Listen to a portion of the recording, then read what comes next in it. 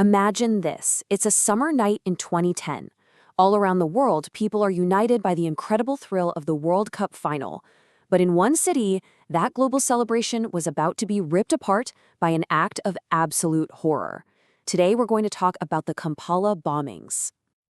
So the date is July 11th, 2010, and literally billions of eyes are glued to their TVs watching the FIFA World Cup final between Spain and the Netherlands. It's this huge, shared global moment of excitement. And you better believe that excitement was electric in Uganda's capital, Kampala. But nobody could have possibly guessed that this incredible night of joy was about to collide with a cold, calculated act of terror. To really get the shock of what happened next, you have to picture the scene. You have to feel the energy of that night. Kampala was a city just celebrating. I mean, Kampala was just buzzing. The whole city felt like one giant party. You've got crowds packing into every single bar and restaurant. Giant screens are lighting up the night sky, and the air is just thick with cheers and excitement for the biggest soccer match on the planet.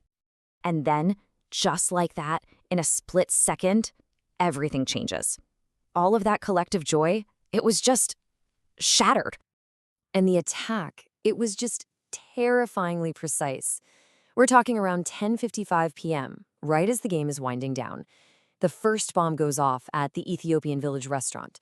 Then, just moments later, not one, but two more explosions tear through the Kyadondo Rugby Club, another spot packed with fans. This wasn't random. This was a coordinated attack designed to cause the most carnage possible. Screams replaced cheers. It's like someone flipped a switch. In a single heartbeat, the sound of the city inverted. The celebration for the game was instantly silenced, replaced by the sounds of panic and pain. The result was just devastating. 74 people lost their lives that night. These were fans, friends, family, people who were just out to watch a soccer game. And on top of that, dozens more were critically injured. And this really captures the heart of the tragedy, doesn't it? What should have been this amazing night of unity and celebration became, for Kampala, a moment of just lasting grief. So in all that chaos, two massive questions hung in the air. Who on earth could do something like this, and why? It didn't take long for an answer to emerge. Within just a few days, the Somali-based militant group Al-Shabaab claimed responsibility for the attacks. And their reason?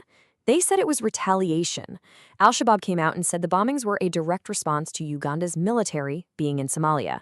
See, Ugandan soldiers are part of an African Union peacekeeping force there, and this attack was meant to be a political statement, one written in blood. So with the perpetrators identified, Uganda began this long, difficult journey to try and hold them accountable. But, justice wasn't going to be quick or easy. A huge investigation kicked off, which led to a bunch of arrests. In the end, 13 men were charged. And their trial, it went on for years, slowly, painfully uncovering all the grim details of how this whole thing was planned and carried out. You see, an event like this, it doesn't just end when the trial is over. It leaves a permanent mark, a scar on the entire nation. The bombings really forced Uganda to change in some fundamental ways. Suddenly, security at public gatherings was everywhere. It became this constant, visible thing. The country had to completely rethink its national security and even reevaluate its role in conflicts across the region. The shockwaves from that night had these huge, far-reaching consequences. And that's why the story of the Kampala attack still hits so hard today. It's this awful reminder of the cruel logic behind terrorism. It doesn't go after battlefields. It goes after restaurants and concert halls and sports clubs. It takes our moments of shared joy and turns them into weapons against us. But when you look at the numbers, the statistics, the policy changes, it's easy to miss what was really lost. So what is the true cost of an event like this? Well, the true cost isn't just measured in the lives that were lost. It's measured in the innocence that was taken. It's the loss of that feeling of being safe in a crowd, of being able to just celebrate without fear.